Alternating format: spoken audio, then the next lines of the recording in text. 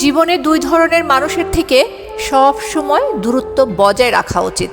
প্রথমত অতিরিক্ত ব্যস্ত মানুষ, আর দ্বিতীয়ত চরম স্বার্থপর মানুষ।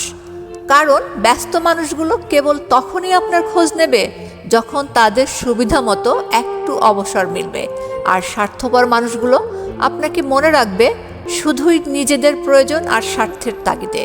বাস্তব জীবনকে যদি সত্যিই চিনতে চান তবে অন্তত 3টি জায়গায় একবার ঘুরে আসুন: হাসপাতাল, জেলখানা এবং কবরস্থান।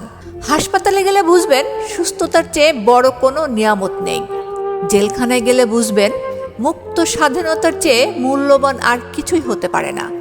আর কবরস্থানে গেলে বুঝবেন দিন শেষে এই বিশাল জীবনের মূল্য কিচ্ছু নয়। আজ যে মাটির উপর অহংকার নিয়ে হাঁটছি, কাল সেই মাটির নিচেই আমাদের শেষ ঠিকানা হবে। মনে রাখবেন, পুত্রকে চেনা যায় বিয়ের পর, আর কন্যাকে চেনা যায় তার যৌবনে। স্বামীকে চেনা যায় স্ত্রীর অসুস্থতায়, আর স্ত্রীকে চেনা যায় স্বামীর দারিদ্র্যে। বন্ধুকে চেনা যায় বিপদের দিনে, ভাইকে চেনা যায় লড়াইয়ের মুহূর্তে, আর সন্তানকে চেনা যায় বাবা মা বৃদ্ধ হলে। তাই জীবনে বিশ্বাসঘাতক বা বেঈমানকে গালি না দিয়ে বরং ধন্যবাদ দিন, কারণ তারা আপনাকে নিঃস্বার্থভাবে মানুষ চিনতে শিখিয়েছে। আর জীবনের সবচেয়ে সুন্দর প্রতিশোধ হলো কারো উপর কোনো রাগ, অভিমান কিংবা ঘৃণা না রেখে তাকে চিরতরে ভুলে যাওয়া এবং সব যোগাযোগ বন্ধ করে দেওয়া। চলতে গিয়ে পায়ের জুতো আর পথের মানুষ যদি বারবার কষ্ট দেয়, তবে বুঝে নেবেন দুটোরই নির্বাচনে ভুল ছিল।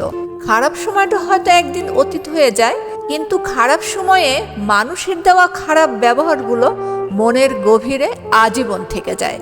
পরীক্ষা করে দেখতে চান? শুধু একবার নিজ থেকে যোগাযোগ করা বন্ধ করে দেখুন। দেখবেন কত শত আপন মানুষ এক নিমেষেই পর হয়ে গেছে। যারা আপনার ক্ষতি করতে চায় তাদের পাল্টা আঘাত করার কোনো প্রয়োজন নেই। শুধু তাদের সামনে নিজেকে একটু হাসি খুশি রাখুন। বিশ্বাস করুন, আঘাত করলে তারা যতটা না কষ্ট পেত, আপনার মুখের এই নির্মল হাসি তাদের তার চেয়ে 1000 গুণ বেশি জ্বলন দেবে। কারণ দিন শেষে একটা কঠোর সত্য আপনি ঠিকই উপলব্ধি করবেন: আপনার সুদিনে আপনার সাথে হাসার মানুষের অভাব হবে না, কিন্তু আপনার বিষাদময় নীরবতার ভাগ নেওয়ার মতো সত্যিই কেউ থাকবে না।